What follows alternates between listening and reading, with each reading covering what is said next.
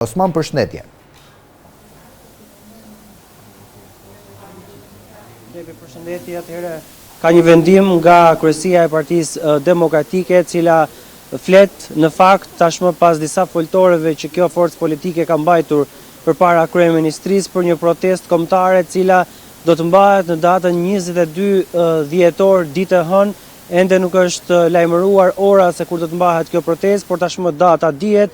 Protestë kombëtare e Partisë Demokratike dhe opozitës pas vendimit të ditës së djeshme të gjykatës kushtetuese sa i takon zëvendës kryeministres njëherëzi dhe ministre infrastrukturës dhe transportit Belinda Balluku, ku tashmë ajo do të kthehet në detyrë. Ishte ky vendim i cili ka bërë që në mënyrë urgjente kryesia e Partisë Demokratike të mblidhet dhe të marrë vendim për protestën e parë kombëtare pas zgjedhjeve të 11 majit. Ndërkohë nga ana tjetër, kreu i kësaj force politike lajmëroi gjithashtu se do të shkëpusin dhe ndërpresin çdo lloj themi dialogu, çdo lloj mbledhjet përbashkët.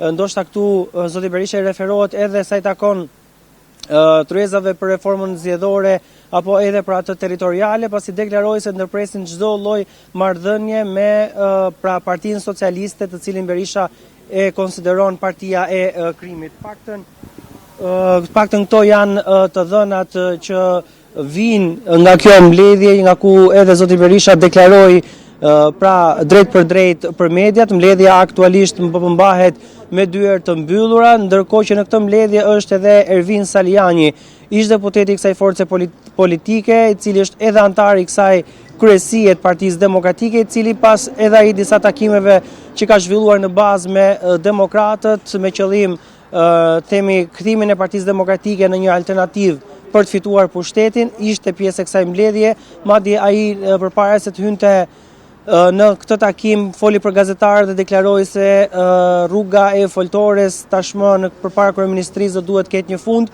dhe se revoltat dhe protestat do duhen të jenë e vetmja formë reagimi që do duhet të bëjë kjo parti politike opozita përballë kryeministrit Edi Rama. Qartë. Osman, përveç zotit Saliani, ka të tjerë antar kryesie të cilët ndoshta janë dhe kanë shprehur mos pëlqimin e tyre me qasjen e zotit Berisha? Në fakt, publikisht nuk kemi pasur antar të tjerë kryesie të cilët mund të jenë pra në këtë lloj grupimin, nëse mund ta quajmë Ervin Saliani së bashku me Ilir Ali Mehmetin apo edhe figura të tjera të rëndësishme të kësaj force politike, fillimisht u pan në Durrës, pastaj përpara pak ditësh në 11 dhjetor në qytetin e Gjirokastrës.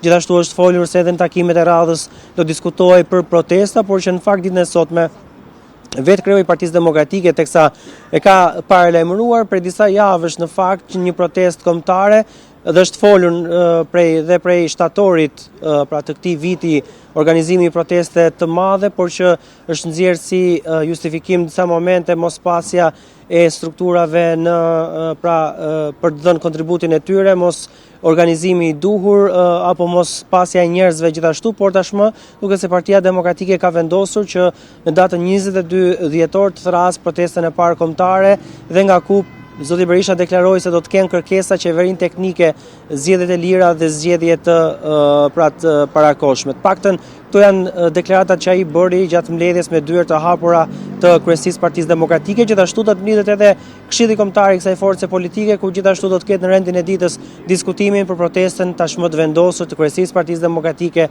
të 22 dhjetorit. E qartë. Mirë Osman, faleminderit për gjitha informacionet që ndave me ne. Faleminderit juve.